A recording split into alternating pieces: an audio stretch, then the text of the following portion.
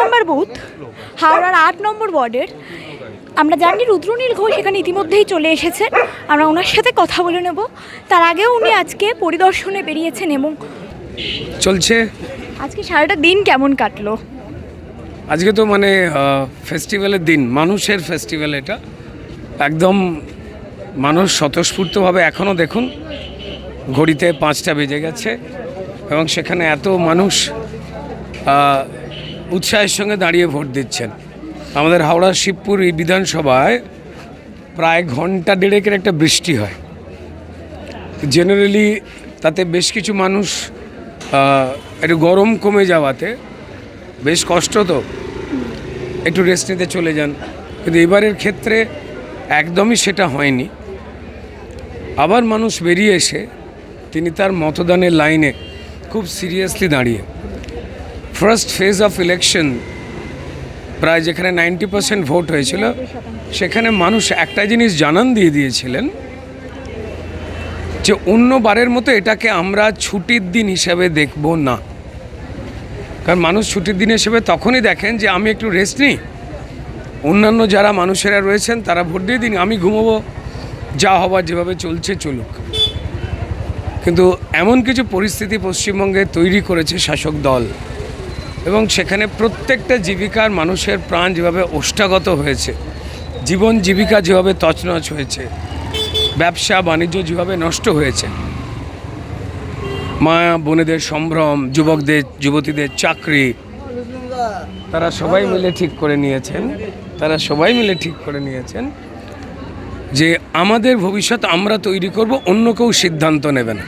তো তাই এটা গণতন্ত্রের জয়, তাই এটা মানুষের জয়। জানি না এই ফেজে তো মনে হয় 80% তো ওভার হয়ে যাবেই মনে হচ্ছে। এটা মানুষের স্বতঃস্ফূর্ততে যে তারা পাল্টাতে চাইছেন। আমরা দেখতে পাচ্ছি অনেকেই দাঁড়িয়ে রয়েছে আপনাকে দেখার জন্য। একবার নমস্কার দিদি ভাই।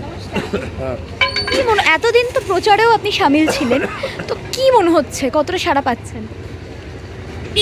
মনে তো মানুষ করছেন, তারা সিদ্ধান্ত নিয়েছেন। ওই যে বললাম যে যখনই ভোট 60% উপরে হয়, মানুষ আর বাড়িতে বসে এটাকে ছুটির দিন ভাবেন না, ভাবেন যে এই সিদ্ধান্তের উপরে আমার মরা বাঁচা জীবন ভবিষ্যৎ, আমার ছেলে মেয়ে এটা পরিযায়ী শ্রমিক বা অন্য রাজ্যে চাকরি করতে চলে যাবে কি না, আমি আমার বাড়িতে ড্রেনের জল আবার ঢুকে ধাক্কা মারবে কি না, আবার আমাকে ডেঙ্গি ম্যালেরিয়া মশা আমাকে প্রাণে মারবে কি না, তার সিদ্ধান্ত আমি ঠিক করব যে কার হাতে দায়িত্বটা তুলে দেব।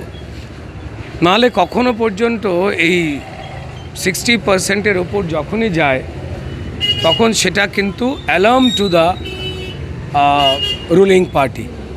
এবং তাই তারা বিভিন্ন জায়গায় বুথজাম ফুটজাম করবার একটা চেষ্টা করেছিল, গলিতে মানুষকে ব্লক করে দিয়েছিল। কারণ তৃণমূল সরাসরি ডিরেক্টলি ইনডিরেক্টলি অনেকবার প্রমাণ দিয়েছেন যে তাদের মূল বিরোধী দল শুধুমাত্র বিজেপি নয়, আর একটা দল আছে যে নিরপেক্ষ দলটার নাম মানুষ। তাই এই যুদ্ধ, গণতান্ত্রিক পদ্ধতির যে যুদ্ধ, এই যে গণতন্ত্রের যুদ্ধ, এই যুদ্ধে একদিকে তৃণমূল দাঁড়িয়ে, একদিকে মানুষ দাঁড়িয়ে। এবার মানুষ ভালোবেসে তার পতাকাকে বিশ্বাস করে বিজেপির তুলে নিয়েছেন, এটা মানুষের ইচ্ছা। অরূপ রায় ইতিমধ্যেই আমাদেরকে জানিয়েছেন যে ওনার মনে হয়েছে কোথাও গিয়ে যে ওয়েস্ট বেঙ্গল পুলিশ যারা রয়েছে তারা বিজেপি দ্বারা প্রভাবিত, আর তার এই জন্য তারা ভোটে গণ্ডগোল সৃষ্টি করছে, হস্তক্ষেপ করছে। এবারে তো তেমন কোনো গণ্ডগোল হয়নি। আমার মনে হয় যে হাওড়ার অরূপ রায় তিনি তৃণমূলের ধারাবাহিকতা রাখতে গিয়ে যেভাবে হাওড়া কোঅপারেটিভ সেটাকে সর্বনাশ করে দিয়েছেন, তারপর বোধহয় অনেক বয়স হয়েছে, অত্যন্ত সিনিয়র একজন লিডার, একটু রেস্ট নিলে উনি সত্যি কথা বলতেন, রেস্ট পাননি তো, তাই এই ধরনের কথাবার্তা বলছেন। এই ধরনের হতাশা এত বড় নেতার কাছ থেকে ঠিক না, এক্সপেক্টেড নয়।